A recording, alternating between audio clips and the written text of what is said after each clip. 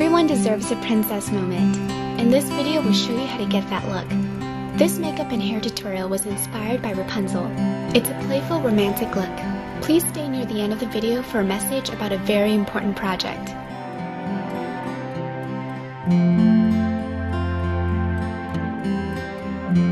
We're going to start out with a pink champagne color all over the lids, and a matte brown eyeshadow on your crease.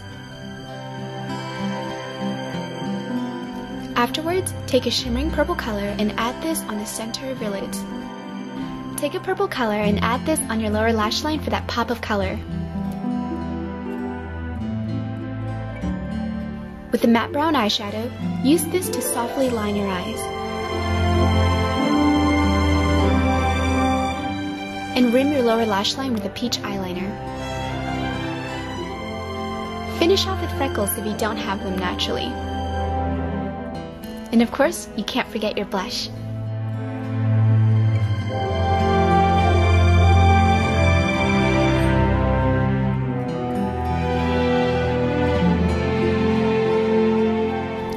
Finish off with a pretty pink lip color for that sweet look.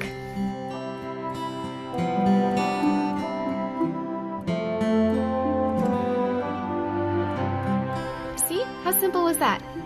Now for the hair. To create a French braid, start off with a basic 3-strand braid.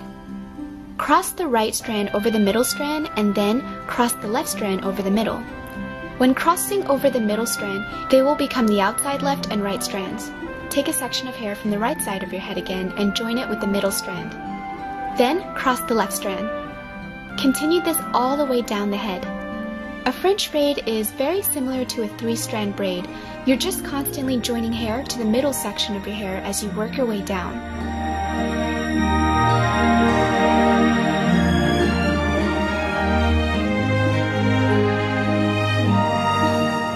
When you get to the bottom, you'll finish with a 3-strand braid again.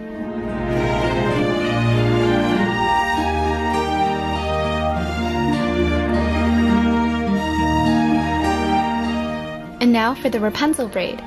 To create this Rapunzel braid, take 3 colored strands of ribbon and glue different colored flowers to them. Tie the strands of ribbon onto the hair and place your hair in a low ponytail. Do a 3-strand braid combining your hair and the ribbon in each strand. When you get to the bottom of the braid, use a hair tie to keep the braid in place and tie the ribbon around the hair tie for a finished look.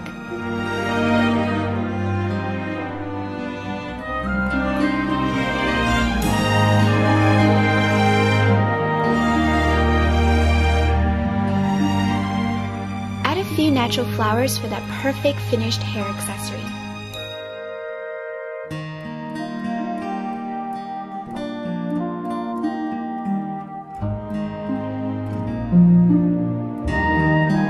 And now you're finished. This is a beautiful look to wear to parties, picnics, and outdoor events. We hope you enjoyed this tutorial. Please check out Krista's channel. And of course, good luck!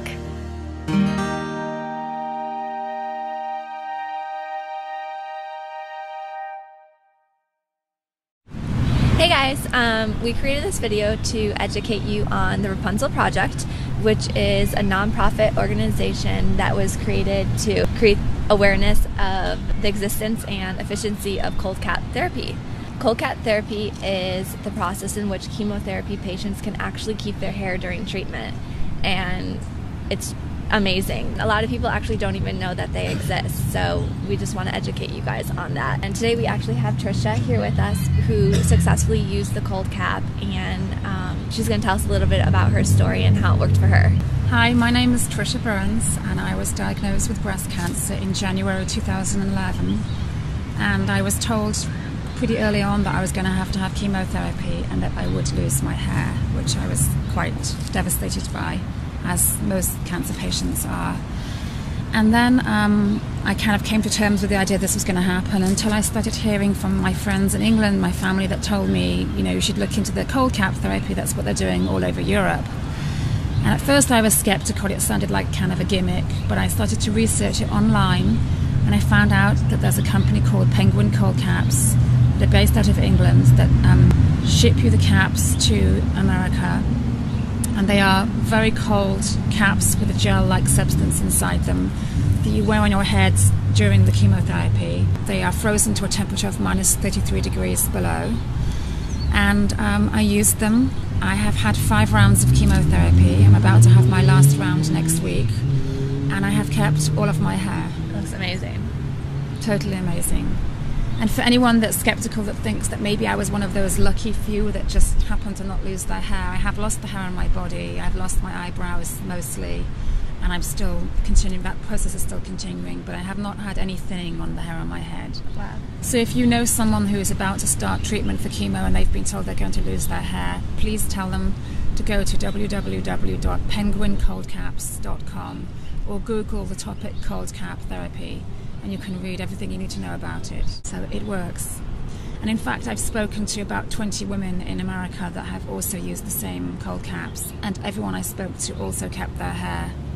So it works. It's worked for everyone I spoke to.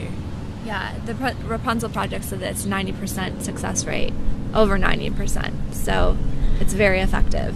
And there are actually clinical studies. I looked up online and read the studies that have been conducted. There's trials going on right now in San Francisco, and there have been studies going on in Europe for years, because this has been around in Europe for the last sort of 5 years. And it's quite commonplace there, but for some reason oncologists are not telling patients about it, or not enough of them are. In fact, my oncologist didn't believe it would work, and she was kind of like, you know, well, go ahead, try it if you want to, it's not going to do any harm, but it doesn't work. And now she's completely changed her tune, and she's telling everyone about it, and she's very excited about this. Now, when you're doing your treatments, how long do you wear the cold cap for, and what's the process of using it?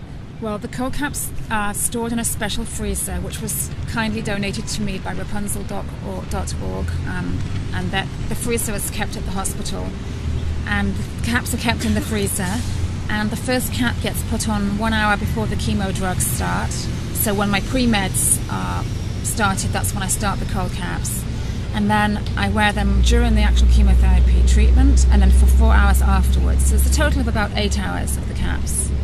Wow, okay.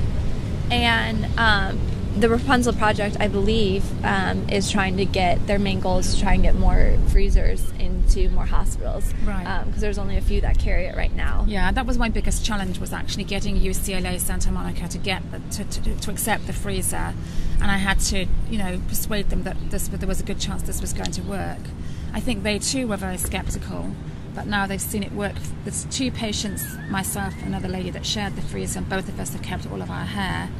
So I think now they're pretty happy that they have the freezer, and they want to help patients save their hair. And in my opinion, when you look better, you feel better, and when you feel better, you heal better. Like, do you agree with that? It's so true. So many people tell me I don't look like I'm a cancer patient, and the truth is that the biggest part of being a cancer patient is losing your hair and having to walk around with wigs or scarves and hats.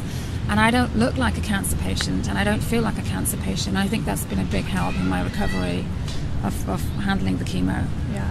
So I guess our biggest thing with this is we just want to educate as many people as possible. I'm a hairstylist here, and I personally do not want to shave one more person's head.